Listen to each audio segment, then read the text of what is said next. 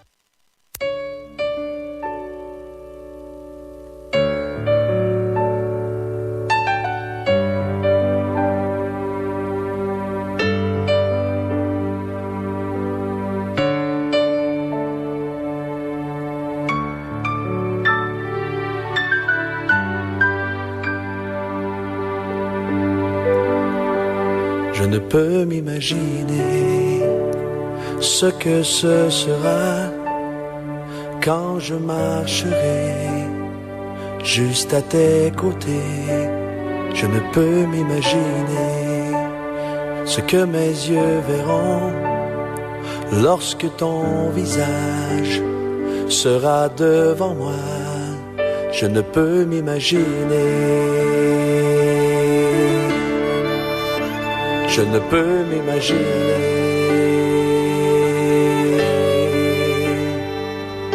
Entouré par ta grandeur, mon cœur va-t-il frémir? Danserai-je pour toi, mon Jésus? Serais-je saisi par la peur? Devant toi resterai-je debout? Vais-je tomber sur mes genoux? Chanterai-je Alléluia? Est-ce que je pourrais te parler? Je ne peux m'imaginer. Je ne peux m'imaginer. Je ne peux m'imaginer le jour où tu viendras pour me retrouver debout devant toi. Je ne peux m'imaginer. Tout ce que je ferai sera de t'adorer pour l'éternité. Je ne peux m'imaginer. Je ne peux m'imaginer. Entouré par ta grandeur, mon cœur va-t-il frémir? Danserai-je pour toi, mon Jésus? Serais-je saisi par la peur? Devant toi resterai-je debout? Vais-je tomber sur mes genoux? Chanterai-je Alléluia? Est-ce que je pourrais te parler? Entouré par ta grandeur, mon cœur va-t-il frémir? Danserai-je pour toi, mon Jésus? Serais-je saisi par la peur? Devant toi resterai-je debout? Vais-je tomber sur mes genoux? Chanterai-je Alléluia? Est-ce que je pourrais te parler? Entouré par ta grandeur, mon cœur va-t-il frémir? Danserai-je pour toi, mon Jésus? Serais-je saisi par la peur? Devant toi resterais-je debout? Vais-je tomber sur mes genoux? Chanterais-je Alléluia? Est-ce que je pourrais te parler? Je ne peux m'imaginer. Je ne peux m'imaginer. Je ne peux m'imaginer. Je ne peux m'imaginer. Je ne peux m'imaginer. Je ne peux m'imaginer.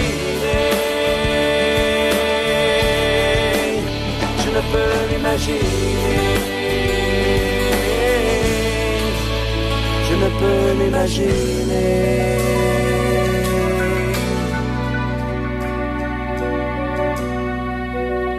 Je ne peux m'imaginer ce que ce sera quand je marcherai juste à tes côtés.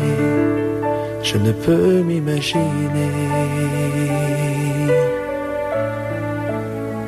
Je ne peux m'imaginer.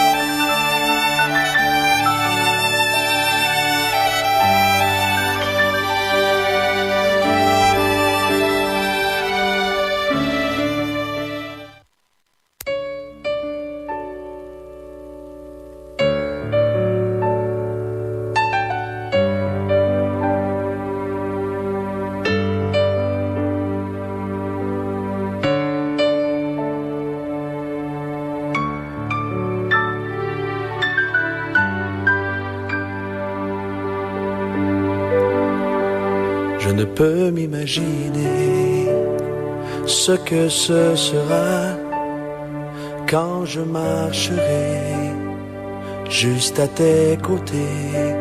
Je ne peux m'imaginer ce que mes yeux verront lorsque ton visage... Vous êtes les bienvenus ce matin dans notre émission habituelle du samedi, où nous nous retrouvons autour de la parole du Seigneur, et nous voulons vous souhaiter la très bienvenue dans cette émission. Que le Seigneur vous bénisse pendant que nous étudions la parole de Dieu tous ensemble. Nous sommes, je vous le rappelle, l'Église Assemblée de Dieu, ministère Restauration. Nous sommes situés à la rue Farapos, à l'avenue Farapos, numéro 312. Et notre président est le pasteur Humberto Chimiti Vieira. Et nous qui nous chargeons de cette émission représentons le département d'appui aux étrangers, tous les étrangers qui viennent parmi nous en tant qu'Église. Et Ce département est dirigé par le l'ancien, oui, presbyteros en portugais, mais en français, l'ancien Pascal Silas. Je suis votre serviteur, pasteur Hubert Gwenakou. Et aujourd'hui, nous avons devant nous la leçon numéro 18. Et avant d'aller plus loin, je vous propose de prier et de soumettre nos vies, cette leçon, au contrôle du Saint-Esprit. Notre tendre Père et Dieu, nous te bénissons, nous te louons. Nous savons qu'au sommet de toutes choses tu es. Et tu es le Dieu véritable. Et nous nous approchons de toi en tant que tel. Nous vénérons ton nom. Nous savons que nous sommes sortis de toi. Et nous revenons à toi. Sous, Seigneur Dieu, ta grande et toute puissante supervision. Et tout ce que tu as appelé, aucun d'entre eux ne se perdra. Et ce matin, nous nous retrouvons autour de ta parole. Et nous prions, Seigneur notre Dieu, que tu la bénisses. Et que tu permettes au Dieu Tout-Puissant qu'elle accomplisse son œuvre. Qu'elle ne retourne pas à toi à vide, mais qu'elle est fécondée et qu'elle ait donné du fruit, Seigneur, pour se nourrir, mais aussi pour semer. Seigneur, ainsi, nous te le demandons au nom de Jésus. Je me soumets à toi, Seigneur.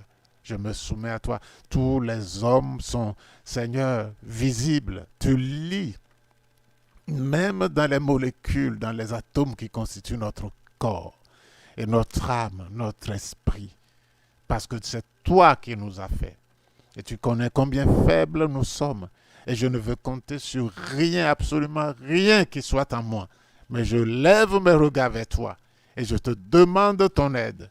Puisque c'est ta parole, c'est par ton esprit qu'elle devra être communiquée. Et je me vide pour que le Saint-Esprit puisse me remplir. Et me permettre, ô Dieu, d'être l'instrument de Dieu ce matin. Reçois toute la gloire et l'honneur au nom de Jésus. Amen. Donc nous sommes à la leçon numéro 18 qui est la suite de l'exercice de l'autorité.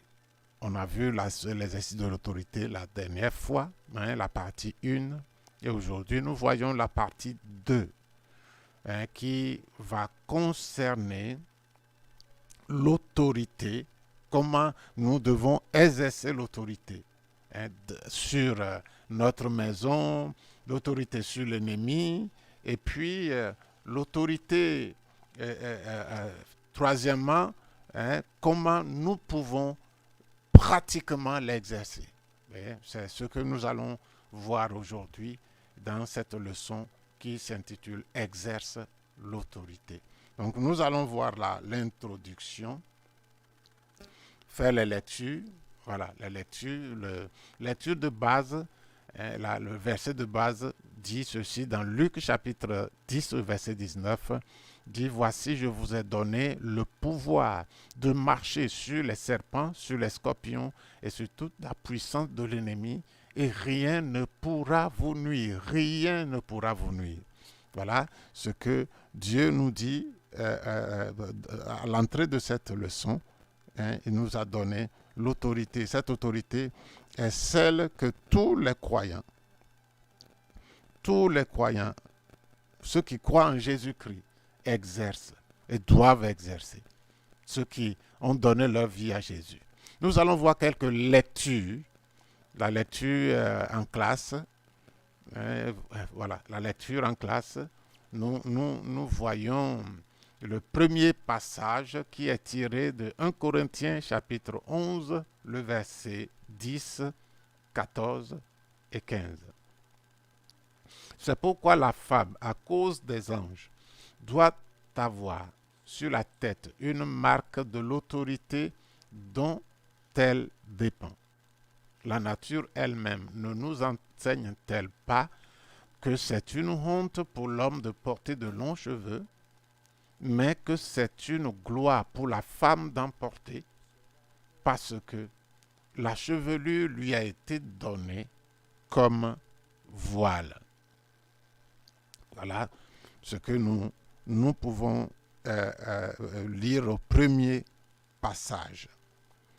Donc, le deuxième verset, voilà. Le deuxième verset et le troisième, un passage, je veux dire, Marie, montrez à votre tour de la sagesse dans vos rapports avec vos femmes, comme avec un sexe plus faible.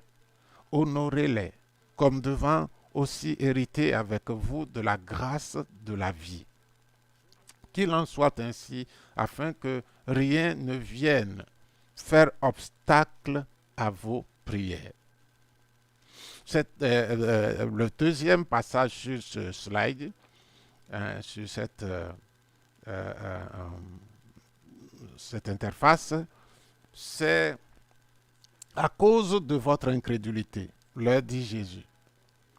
Je vous le dis en vérité, en vérité, si vous aviez de la foi comme un grain de sénévé, vous diriez à cette montagne, transporte-toi d'ici là, et elle se transporterait. Rien ne vous serait impossible. Voilà ce que l'Évangile nous dit dans Matthieu chapitre 17, le verset 20. Alors, ce sont des passages que nous allons lire, nous avons lus et qui vont se retrouver dans le développement de notre leçon. Certains vont se retrouver dans le développement de notre leçon pour que vous sachiez déjà que vous y avez prêté attention dans la lecture. Maintenant, voyons l'introduction maintenant. Dans l'introduction, nous disons, quand nous sommes face à une situation spirituelle, Dieu nous a déjà donné l'autorité. Et c'est ce que nous allons voir dans cette leçon. Dans cette leçon, nous continuerons sur l'étude sur l'application de l'autorité reçue en vertu de la soumission à Dieu. Nous aborderons l'autorité spirituelle appliquée dans le foyer et sur le diable et ses hôtes spirituels. Enfin, nous verrons comment cette autorité était exercée au temps biblique et doit être exercée encore de nos jours. Donc, nous allons à l'autorité spirituelle sur sa maison. Comment comprendre l'autorité spirituelle à exercer sur sa maison. Nous verrons l'autorité donnée à la femme soumise et puis nous examinerons ce qu'est un signe d'autorité dans la vie de la femme.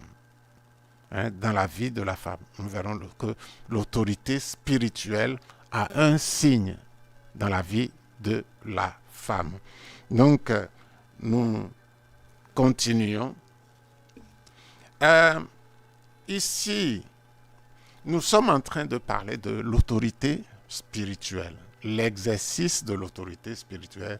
Depuis 2-3 semaines, nous sommes là. Et aujourd'hui, c'est la dernière leçon. Et nous commencerons la prochaine leçon qui est sur les dons spirituels à partir de la semaine prochaine. Maintenant, l'autorité spirituelle sur la maison.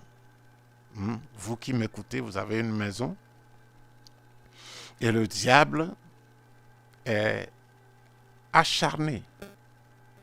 La maison qui est en ordre, que Dieu a mise en ordre, dans laquelle Jésus habite, est la cible continuelle de notre ennemi, le diable.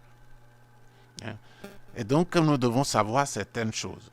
La vie harmonieuse à la maison, avec la femme se soumettant à son mari et le mari honorant sa femme, comme le sexe faible. Quand ça se passe comme ça, cela garantit l'autorité spirituelle pour le couple. Cela garantit l'autorité spirituelle pour le couple. Et quand nous voyons des foyers, des maisons, même dans l'église, qui ne sont pas en paix, qui ne profitent pas de la bénédiction, de la paix que Dieu nous a donnée.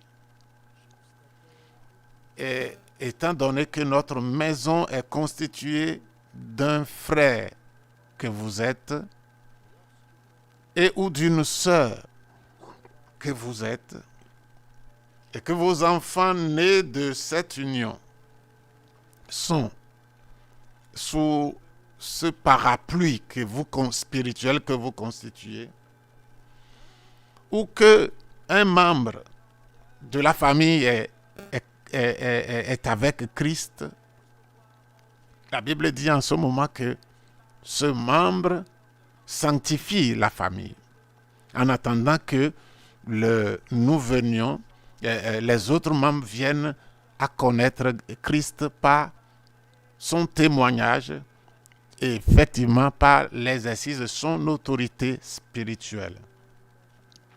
Et donc, toute maison chrétienne a potentiellement cette autorité et doit vivre pour pouvoir conserver la paix que Dieu donne.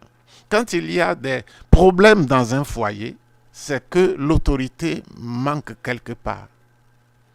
Quand la femme est contre l'homme, l'homme est contre la femme, il y a quelque chose qui manque. Nous avons vu la dernière fois que même nos finances, il y a une manière que Dieu veut que nous dominions les autorités spirituelles qui peuvent agir contre nos finances. Donc, nous avons de l'autorité. Et quand une famille manque de paix, manque de maîtrise de quelque chose, c'est que l'ennemi est quelque part en train de détruire. Et il nous faut l'autorité. Et voici ce que la Bible nous dit ici. Dans 1 Pierre chapitre 3, versets 1 à 6, il est dit, « Femmes, soyez soumises à vos maris. Soyez de même soumises à vos maris, afin que si quelques-uns n'obéissent pas à la parole, ils soient gagnés sans parole par la conduite de leurs femmes, en voyant votre manière de vivre chaste et réservée. Ayez non cette parure extérieure, cet habillement extérieur, qui consiste dans les cheveux tressés, les ornements d'or ou les habits qu'on revêt. Mais ayez la parure intérieure et cachée dans le cœur, la pureté incorruptible d'un esprit doux et paisible, qui est d'un grand prix devant Dieu. Ainsi se paraient autrefois les saintes femmes qui espéraient en Dieu, soumises à leur mari, comme Sarah qui obéissait à Abraham et l'appelait son Seigneur.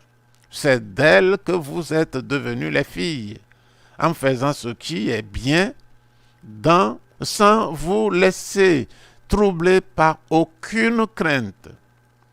Voilà ce que la Bible dit aux femmes. Dieu dit aux femmes de rester soumises.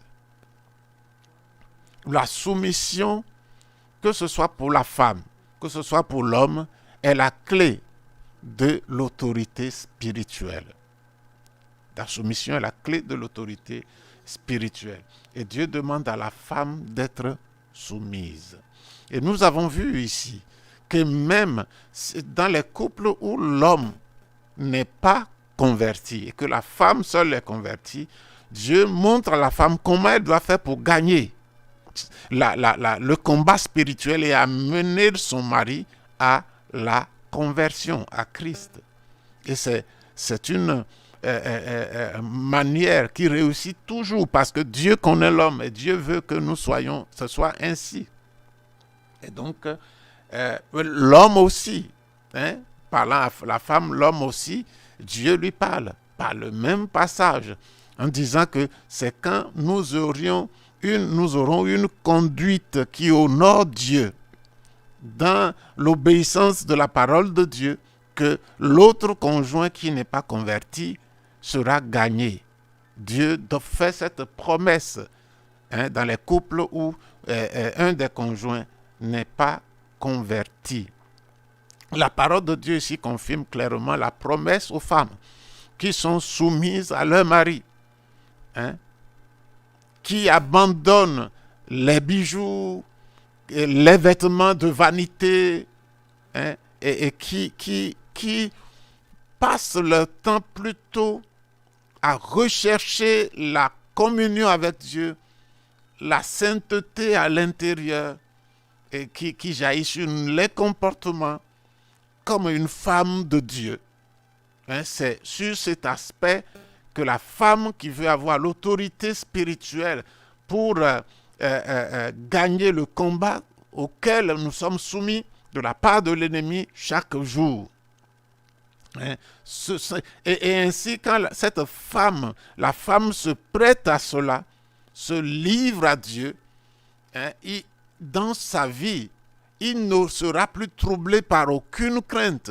Les craintes nous sont imposées parfois du milieu, bien souvent du milieu spirituel. C'est Satan qui envoie, c'est les démons qui envoient ces craintes. Et maintenant, une femme soumise est protégée, et il ne se laissera perturber, troubler par aucune crainte. Ceci est l'autorité spirituelle. Ces femmes ne doivent avoir aucune crainte parce que l'autorité spirituelle les protège contre toute attaque du serpent, des scorpions et de toutes les forces du mal. Donc, par rapport aux femmes, voilà ce que la Bible dit. Et la Bible donne aussi un signe de l'autorité. L'autorité spirituelle de la femme est donc liée à la soumission à son mari. Comme signe de cette vérité, Dieu a demandé à la femme de ne pas couper ses cheveux, exactement comme un signe de soumission à l'homme et à l'autorité spirituelle dans le monde spirituel. Dieu a demandé à la femme, la première partie que nous avons vue et qu'elle se comporte bien, elle vit avec Dieu, elle ne met plus son cœur dans les vanités de ce monde, dans les habits, dans la vanité pour apparaître, mais que son cœur est attaché à Dieu, elle veut connaître Dieu, elle veut obéir à Dieu. Elle se lance dans ce chemin. Dieu lui demande d'avoir un signe sur elle. D'avoir un signe sur elle. Et le signe, c'est que la femme ne se coupe pas de cheveux. Ses cheveux ne doivent pas être coupés. C'est là que Dieu a défini. Dans certains milieux, il demande que la femme se voile.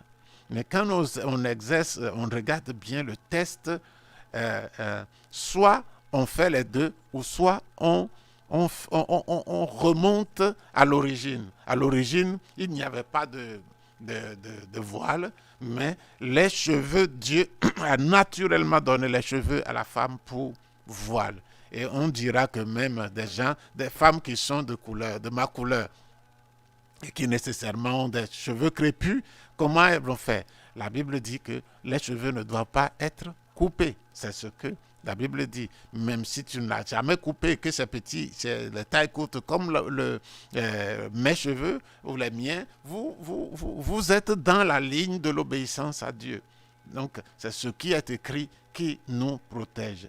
Donc, la femme doit avoir ce signe sur elle pour montrer qu'elle est soumise, parce que c'est non pas demandé par son mari, mais son Dieu qui demande cela à cause des anges. Et nous le verrons plus tard. C'est pourquoi la femme, à cause des anges, doit avoir sur la tête une marque de l'autorité dont elle dépend. La nature elle-même ne nous enseigne-t-elle pas que c'est une honte pour l'homme de porter des cheveux longs, mais que c'est une gloire pour la femme d'en porter, parce que la chevelure lui a été donnée comme voile. Nous lirons cela au 1 Corinthiens chapitre 11, versets 10, 14 et 15. Donc, enfin, nous soulignons que la soumission de l'homme par rapport à son rôle de sacrificateur, l'homme a un rôle de sacrificateur, de prêtre, pour sa famille. C'est l'homme qui se tient entre Dieu et sa famille. C'est lui qui sacrifie pour sa propre maison. Et Dieu, quand l'homme assume ce rôle et se soumet à Dieu, cela lui donne aussi l'autorité spirituelle.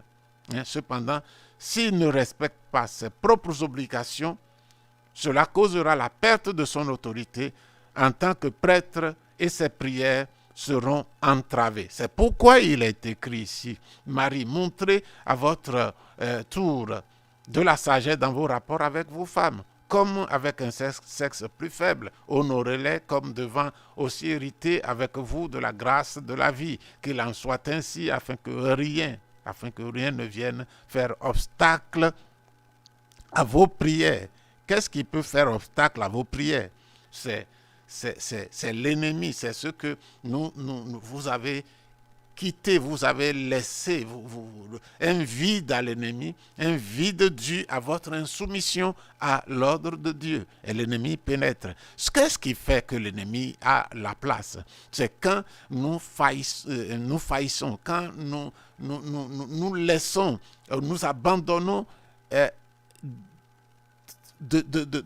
d'entretenir avec Dieu ce que nous devons entretenir.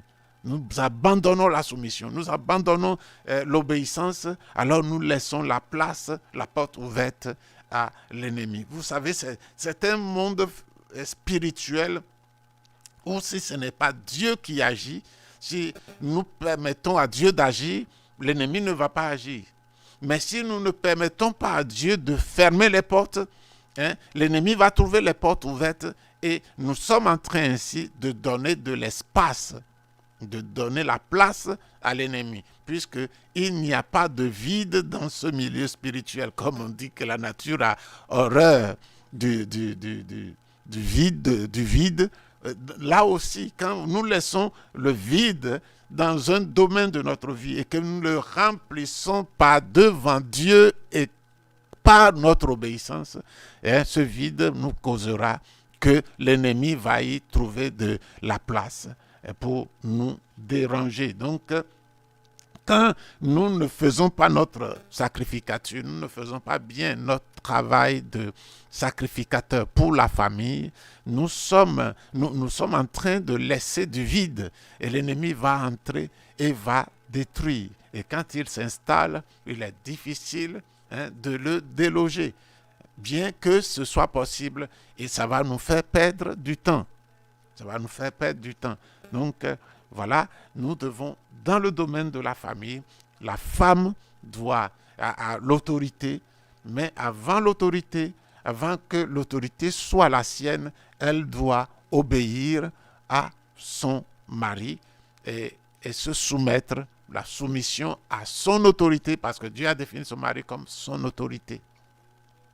Et non seulement la soumission en attitude, en amour, en attitude et dans les choses externes, mais aussi avoir le signe de l'autorité sur sa tête. Et le mari aussi doit se soumettre à celui qui est son Dieu, à celui qui l'a mis autorité. L'autorité au-dessus du mari, c'est Dieu.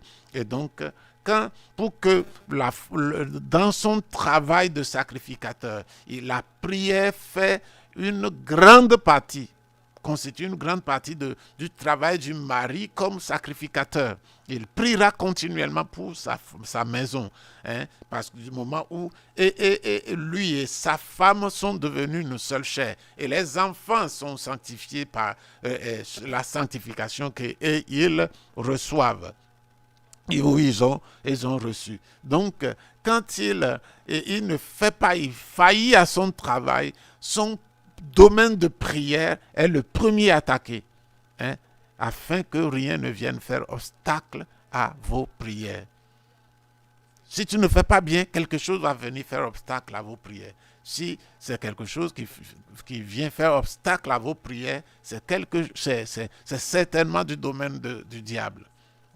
Donc, voilà comment nous pouvons comprendre l'autorité dans la maison, l'autorité spirituelle dans la maison. Maintenant, nous avons deux, l'autorité sur l'ennemi lui-même et ses œuvres. Premièrement, nous verrons l'autorité sur toute la puissance de l'ennemi. Ce n'est pas sur une partie de sa puissance, mais sur toute sa puissance. Nous verrons en deux l'autorité sur le diable lui-même. Puis, au petit 3, nous verrons la différence entre les anges et les chrétiens soumis à Dieu. Puis, dernièrement, dans ce paragraphe, nous verrons au petit 4, une organisation sous le commandement d'un leader. Donc, nous avons maintenant l'autorité sur toute la puissance de l'ennemi. Nous pourrions citer d'autres niveaux d'autorité. Cependant, tout ce que nous pourrions sûrement encore aligner sont regroupés dans ce que le Seigneur Jésus a déclaré dans Luc chapitre 10, le verset 19. Et ce passage, pendant beaucoup longtemps, j'ai considéré, moi-même le lisant, je considérais que ce passage, c'est juste un passage. Et je ne considérais pas, je ne voyais pas ou je ne savais pas que ça s'adressait à moi. Et les chrétiens doivent apprendre à lire la Bible. Si nous lisons la Bible, si nous lisons la parole de Dieu, que ce soit dans l'Ancien ou dans le Nouveau Testament, nous devons oublier tout le reste du monde. Nous devons oublier notre pasteur, nous devons oublier nos évangélistes, nous devons oublier Israël, parlant de l'Ancien Testament, nous devons oublier tout le monde et nous considérer comme si nous étions dans le monde seuls avec Dieu. Comme notre Bible est la parole que Dieu nous donne. Et nous ne nous donne pas comme un groupe, mais il nous donne sa parole comme un individu. Et quand nous lisons la Bible, nous devons la lire comme Dieu parlant à moi. Jamais à quelqu'un d'autre, mais à moi. J'oublie tout le reste du monde. Quand je suis devant la Bible, devant la parole de Dieu, je suis seul. Et tout ce qui va en résonner, tout ce qui va en sortir, c'est destiné à moi. Et donc, ce passage, je le lisais au début comme quelque chose qui est adressé aux plus avancés. Mais en réalité, j'ai compris que c'est un passage qui est adressé à moi. Pourquoi? Parce que je crois en Jésus-Christ. Je crois en lui.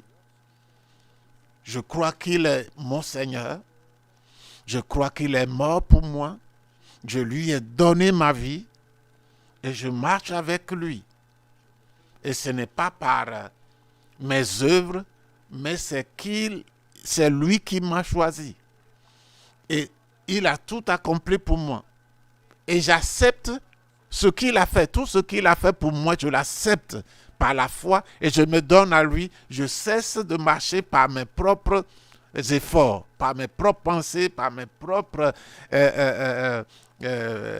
ma propre direction.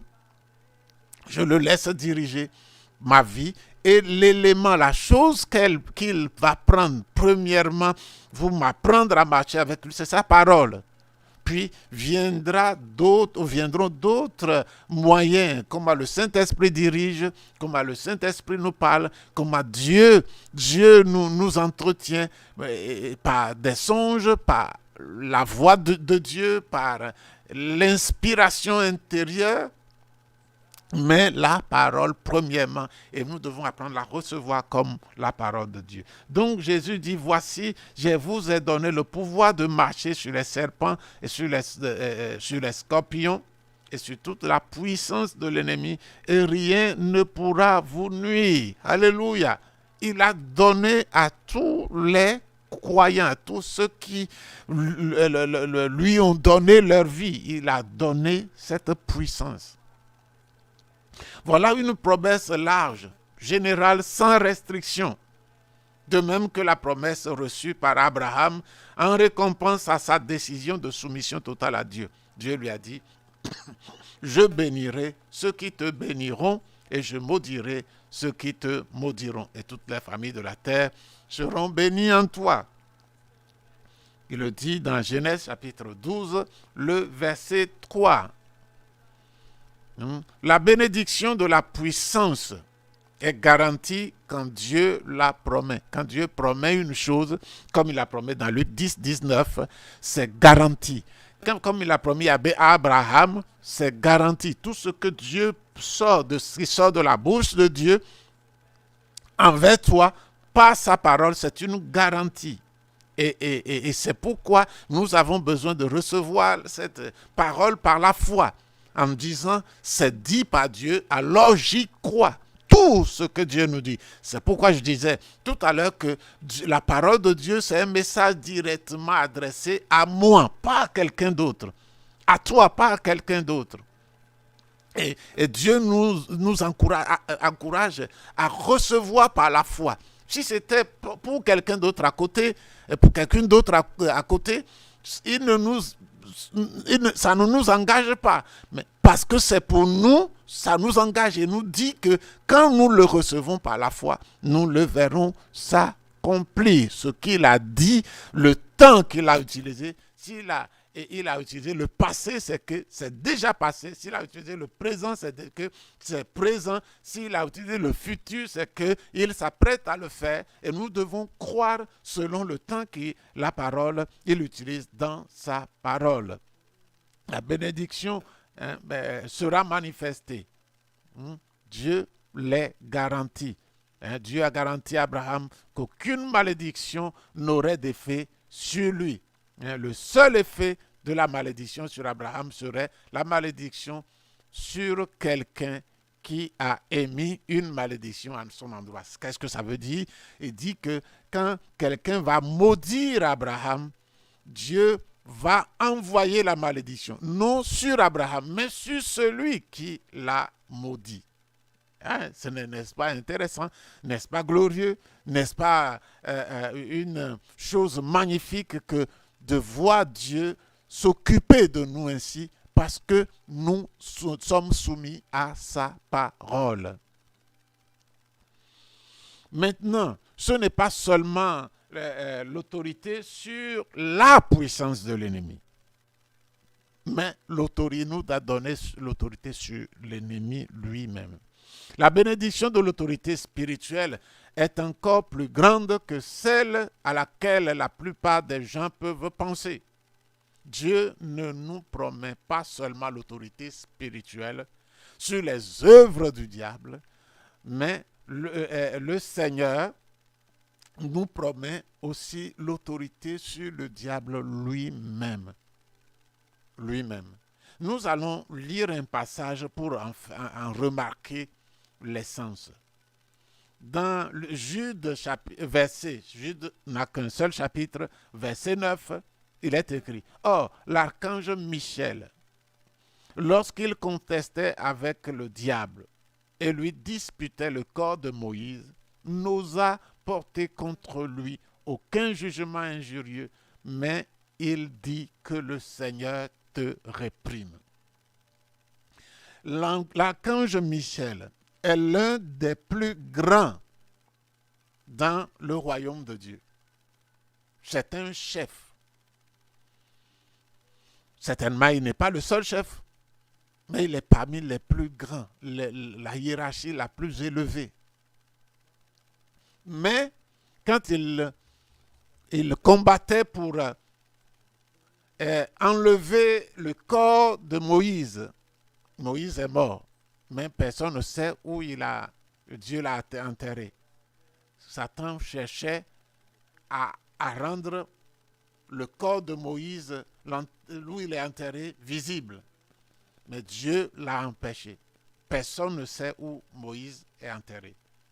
Pour ne pas que Satan fasse de là un lieu de pèlerinage, pour détourner le peuple d'Israël. Vous savez que jusqu'à aujourd'hui, Israël, même en tant qu'Israël, a du respect plus pour Moïse que pour Jésus.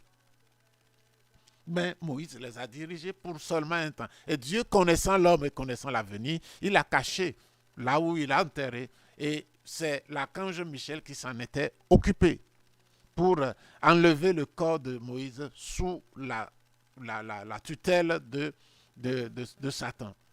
Mais en ce moment, il n'a pas pris autorité. Il a utilisé la force qu'il avait et il a fait appel à Dieu. Que le Seigneur te réprime. Cependant, nous concernant, nous qui sommes les hommes, fait plus bas que les anges. Par conséquent, nous sommes plus faibles en gloire, en force, qu'un chef d'ange comme Michel. Nous qui sommes ainsi faits plus petits, nous avons la promesse que si nous nous soumettions à Dieu, nous aurions le pouvoir de résister au diable et il fuira loin de nous.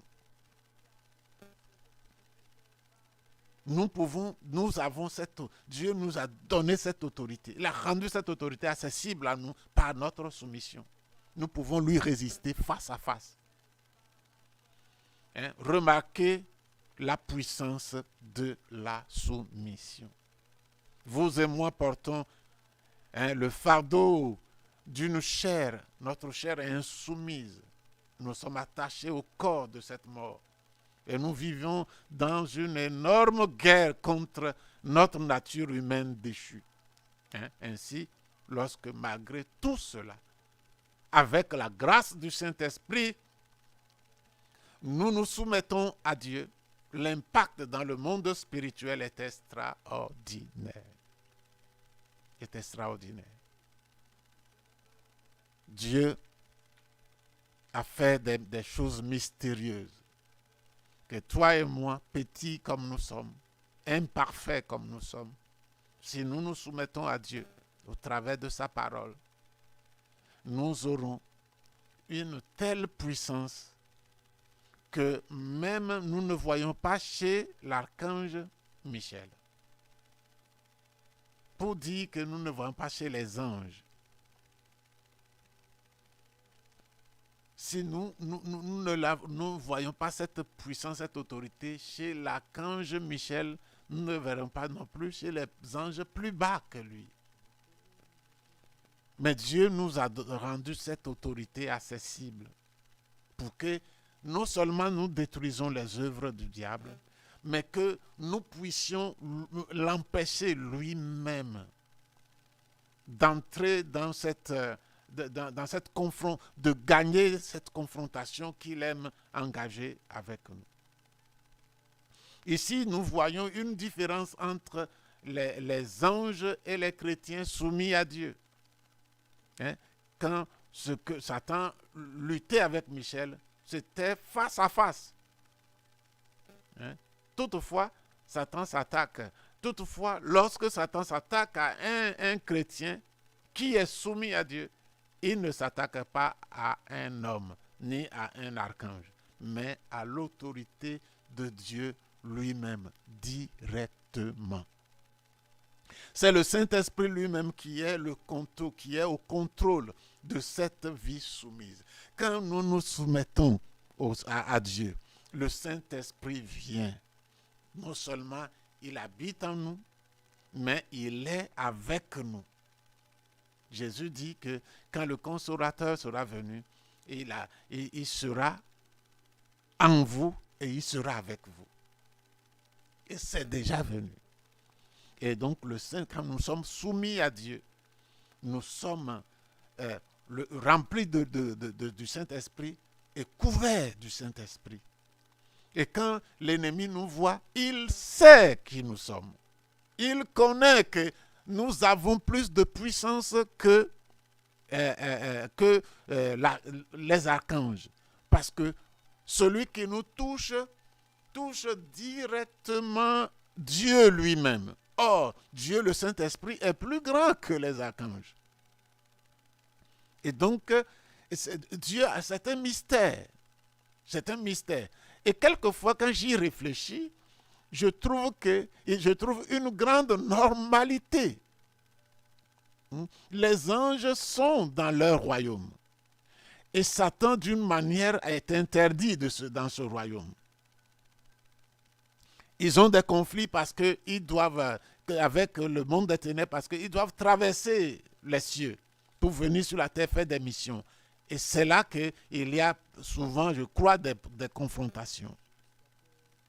Et donc, et nous, comment ça se fait que nous qui sommes sur la terre, où Satan a directement accès, comment ça se fait qu'il n'arrive pas à nous écraser d'un coup, vu sa force, et que nous sommes plus faits de moins forts que inférieurs aux anges. Donc, ça, c'est une réflexion qui me déroute. Mais la réponse est là. La réponse est que un père qui aime ses enfants, quand il dépose ses enfants, il permet que son enfant soit dans un terrain ennemi, c'est qu'il a pris les dispositions préalables pour que cet enfant qu'il aime soit gardé. Pour que cet enfant qu'il aime démontre la puissance de son père. Pour que cet enfant étonne tout le monde. Pour dire, mais comment fait-il pour vivre au milieu des ennemis? Au milieu de ce champ miné, au milieu des attaques, comment fait-il pour vivre, pour subsister? C'est que le Père a pris des dispositions préalables. Et quand nous ne voyons pas, l'ennemi sait. L'ennemi sait. Il ne touche pas les enfants soumis. Parce qu'il y a la protection du Saint-Esprit. Il y a la force du Saint-Esprit. Dieu leur a donné la puissance. Il a dit, Jésus a donné leur autorité. Je vous ai donné l'autorité de marcher, le pouvoir de marcher sur les serpents, sur les scorpions et sur toute la puissance du diable. C'est pourquoi l'Église ne peut pas être détruite par Satan. Si c'est seulement les hommes que nous sommes, ça fait longtemps que l'Église a disparu. Mais parce que Dieu vient habiter en nous et Dieu, par le Saint-Esprit, nous entoure. Et que notre commandement devient le commandement de Dieu. C'est le Saint-Esprit qui commande au travers de nous. C'est pourquoi la Bible dit que nous ne devons pas vivre selon notre chair, mais vivre par l'Esprit. Si nous sommes, nous sommes nés de l'Esprit, nous devons marcher aussi par l'Esprit. Afin de dire les choses que Dieu dit par l'Esprit. Ou l'Esprit, les choses que l'Esprit, Dieu, Esprit, dit au travers de nous. Et donc, c'est pourquoi c'est difficile pour l'ennemi. Il ne peut pas vaincre. Hein? Jésus a dit, je bâtirai mon église, les portes du séjour des morts ne prévaudront point contre elle. Et c'est totalement vrai. Mais faut-il que nous nous soumettons à Dieu? Il y a des conditions.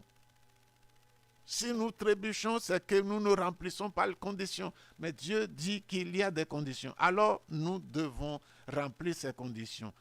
Soumettez-vous donc à Dieu, résistez au diable et il fuira loin de vous. Nous est-il dit dans Jacques 4, 7. Voilà, il y a une organisation sous le commandement d'un leader. Enfin, il est opportun de mettre en évidence le sens militaire du mot upotasso.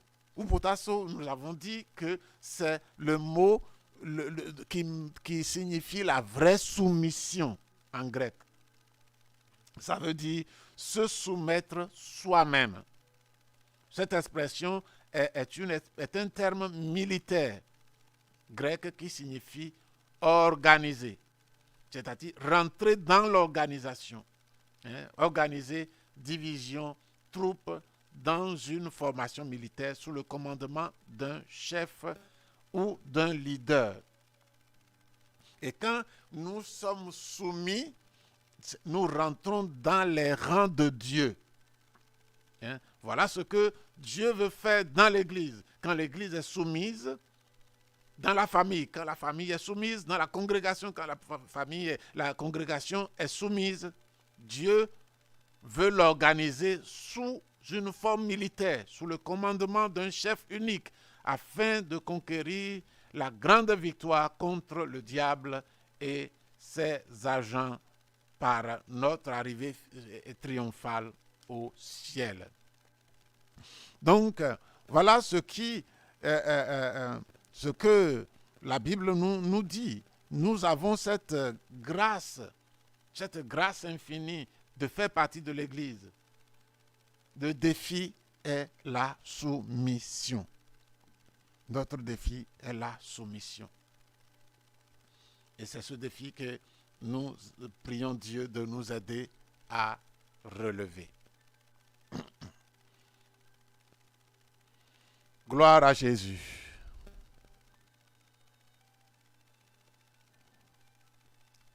Nous allons au grand 3 maintenant. L'exercice de l'autorité. Nous verrons l'attitude nécessaire. Nous n'attendrons pas de subir les préjudices d'abord. Exerçons la prière d'autorité. Et puis, nous verrons quelques exemples. Voilà. Donc, il y a que Jésus nous a montré le chemin de l'autorité spirituelle. C'est à nous de le choisir, le suivre et conquérir cette autorité, ou bien laisser tomber. Dieu nous a déjà offert la puissance du Saint-Esprit. C'est juste une question de la rechercher, de rechercher Dieu. Grâce à cette autorité, ce pouvoir, la grâce qui mène à la soumission sera disponible pour nous. C'est une grâce de trouver le chemin de la soumission qui conduit. Le chemin de la soumission est le chemin qui conduit à la puissance, à l'autorité. C'est le chemin. On ne peut pas y arriver seul que par grâce, en demandant, en s'humiliant devant Dieu, en recherchant auprès de Dieu la grâce de se soumettre. On n'offre rien. Ce que Dieu nous donne est tellement précieux, nous demande est tellement précieux que c'est lui qui le fait en nous. Et quelqu'un ne peut pas dire « je me suis soumis à Dieu de moi-même ». Ce n'est pas grâce. Alors, recherchons cette grâce. N'attendons pas que nous ayons des préjudices avant de nous chercher à nous soumettre à Dieu. Et pendant que nous nous soumettons à Dieu, l'autorité va venir reposer sur nous. Soumettons-nous à lui et exerçons l'autorité spirituelle qui est offerte par soumission. Nous avons déjà lu Jacques 4, 7. Soumettez-vous donc à Dieu, résistez au diable et il fuira loin de vous. Rappelez-vous que l'autorité spirituelle nous est offerte afin que l'ennemi ne puisse pas nous atteindre. N'attendons pas d'être blessés avant de commencer à réaliser la cruelle bataille que nous vivons sur terre. Nous sommes en guerre, bien-aimés. Nous sommes en guerre. Que ceux qui veulent vivre de manière relâchée sachent que ce n'est pas l'attitude d'un guerrier, ça. Dans le psaume chapitre 91, verset 10, il est dit « Aucun malheur ne t'arrivera, aucun fléau n'approchera de ta tente. » Telle est la volonté de Dieu pour nous. Dieu veut que notre maison soit protégée, notre vie soit protégée. Alors, si il y a un chemin qui nous y conduit, c'est la soumission.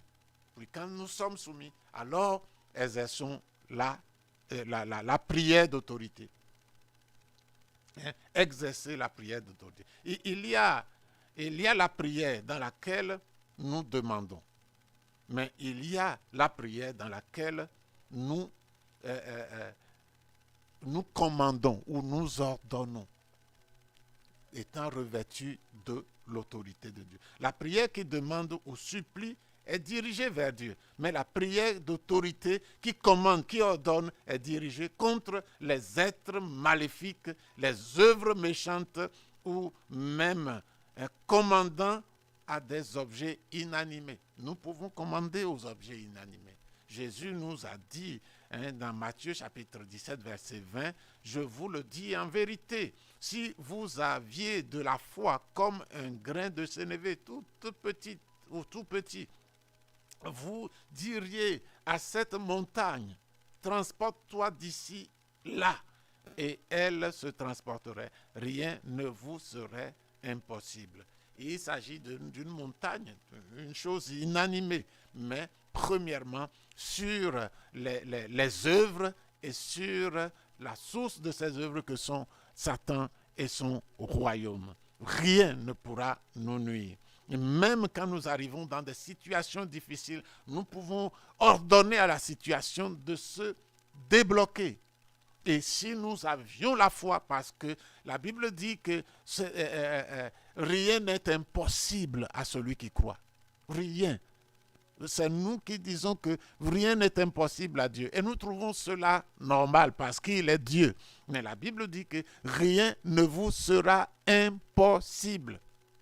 Si nous croyons, Dieu nous a tout donné. Nous avons tout pleinement en lui qui est le chef le chef de toute domination, de toute autorité. La Bible dit que nous avons tout en Jésus. Nous pouvons tout. Je puis tout par celui qui me fortifie. Si nous dépendons de lui et que par soumission, son autorité repose sur nous, c'est sa force qui le fera à travers nous, et à sa force, il n'y a rien d'impossible. Nous pouvons nous écrier comme l'apôtre Paul, je puis tout, je peux tout faire par celui qui me rend fort, celui qui me donne sa force. C'est ce que cela veut dire. Jésus a aussi enseigné que nous devons lier l'homme fort, épier ses biens, parlant des principautés qui dominent les vies et les régions géographiques. Nous pouvons les lier. La Bible nous en donne la promesse. Quand il enseignait à ses disciples sur les signes qui les accompagneraient, Jésus n'a pas dit qu'il demanderait au Père de chasser les démons, mais il a déclaré qu'en son nom, les disciples eux-mêmes chasseront les démons. Commandez à Satan et ses démons que votre maison ne subira aucun tort de sa part. Liez-les au nom de Jésus. C'est ce que nous sommes appelés à faire. En tant qu'enfants de Dieu, nés de Dieu. Gloire à son nom. Béni sois-tu, Seigneur. Voilà quelques exemples des apôtres. Nous remarquons que l'apôtre Paul, quand l'apôtre Paul délivrait les possédés, il commandait directement aux démons au nom de Jésus. Nous lisons ceci dans Actes chapitre 16, le verset 18. Pierre, quand il guérissait les malades, il ne demandait pas à Dieu de le faire, mais il parlait directement aux malades. Actes chapitre 3, verset 6, 9 aussi, verset 34. Voilà ce que nous avons à dire ce matin. Nous avons toute cette grâce et nous arrivons à la conclusion maintenant. Alléluia. La conclusion est ceci. Si Dieu nous a donné le pouvoir de délier ce que le diable a lié, le cœur de Dieu serait encore plus ravi qu'à travers la prière d'autorité, nous ne permettions pas à Satan d'accomplir ses plans contre nos vies. Il a dit, soumettez-vous à Dieu et tous les jours, en se réveillant, exercer l'autorité spirituelle. Si nous sommes continuellement soumis à Dieu, tous les jours, nous pouvons exercer l'autorité spirituelle. Réprimander, ordonner au diable et à ces démons de ne toucher ni à vous, ni ceux qui sont sous vos soins. Votre soumission à Dieu vous donne cette autorité spirituelle. Alors, utilisez-la. Utilisez-la. Que le Seigneur vous bénisse ce matin. Nous sommes heureux que nous avons un Dieu qui ne nous a pas placés sur un terrain de bataille les mains vides, mais il nous a donné l'autorité. Et cette autorité, il est très proche de nous pour l'assumer pour nous quand nous donnons des ordres. C'est dans le monde spirituel, c'est Dieu qui a parlé, c'est le Saint-Esprit qui a parlé. Pourquoi? Parce que Dieu voit que nous sommes soumis à lui. Alléluia. Alors, je crois que dans la soumission à Dieu, nous avons les provisions. Il est fidèle. Abraham a été soumis. Il a obéi. Et Abraham n'a jamais rien manqué. Et toutes les promesses que Dieu lui a faites sont en train de se réaliser. Même que lui, il est mort il y a des milliers d'années. Donc, frères et sœurs, c'est la soumission. Et je crois que chaque jour, avec la parole de Dieu, nous devons chercher à obéir à Dieu, à nous soumettre à Dieu. Il y a une parole que j'ai entendue un jour d'un serviteur de Dieu qui s'appelle John Hyde. John Hyde a une convention où beaucoup de pasteurs étaient là. C'était dans la nuit. Les portes sont fermées, tout le monde se reposait après une journée chargée. Mais dans la nuit, dans cette nuit profonde, où tout le monde était couché, John Hyde était sorti avec un petit lampion devant lui, couché par terre, avec un petit lampion, sa Bible ouverte. Et il était là. Les gens pensent, quelqu'un s'est réveillé pour aller au besoin et il a vu John Hyde couché devant sa Bible. Il a dit, mais homme de Dieu, y a-t-il un problème? Pourquoi tu ne dors pas? Es-tu malade? Et John Hyde a dit, non, je suis bien, je vais bien. Seulement, je suis en train de lire la parole pour voir, pour découvrir un commandement de mon Père, pour y obéir. Pour y obéir. Il cherche, quand il prend la Bible, il cherche la voix de Dieu, il cherche la parole de Dieu, auquel il n'a pas encore obéi. Et il veut obéir. Il veut obéir à tout. Il veut obéir à tout. Hier, il y a une chose qui m'a attiré l'attention et ça se trouve même en page 1. Ça m'a profondément touché. C'est le psaume 1. Le psaume 1 dit, heureux l'homme qui ne marche pas selon le conseil des méchants, qui ne s'arrête pas sur la voie des pécheurs, qui ne s'assied pas en compagnie des moqueurs. Il veille pour ne pas se mettre là où il y a la désobéissance à Dieu, là où il y a l'insoumission à Dieu. il se soumet à Dieu. Il veut obéir à Dieu. Et cet homme-là est heureux. Mais qui trouve son plaisir dans la loi de l'Éternel, qui la médite jour et nuit. Il est comme un arbre planté près d'un courant d'eau qui donne son fruit en sa saison et son feuillage ne se flétrit point. Tout ce qu'il fait lui réussit.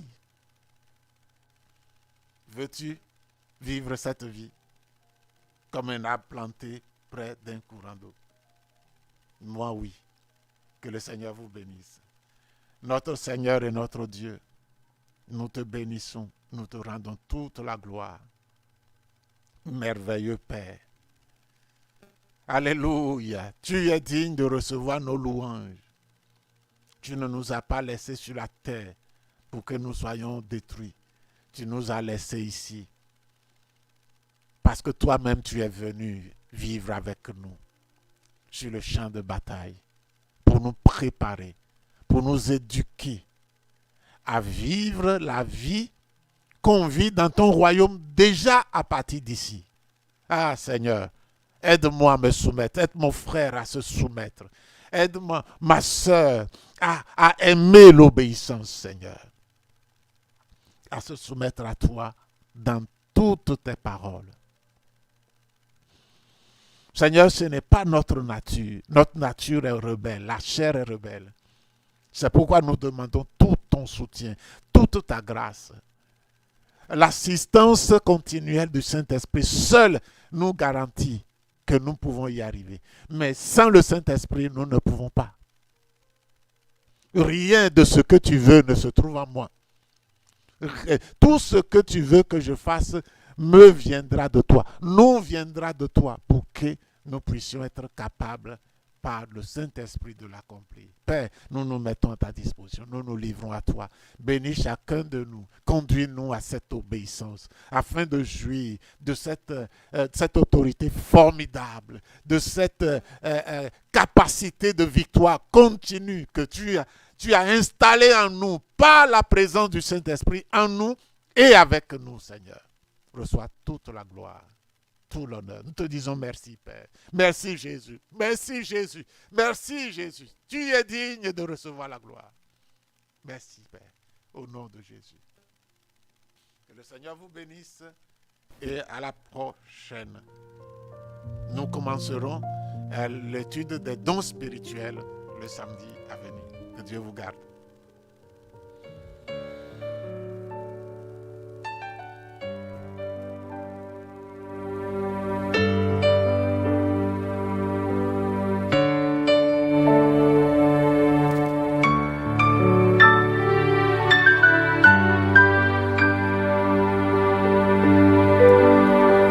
Je ne peux m'imaginer ce que ce sera quand je marcherai juste à tes côtés.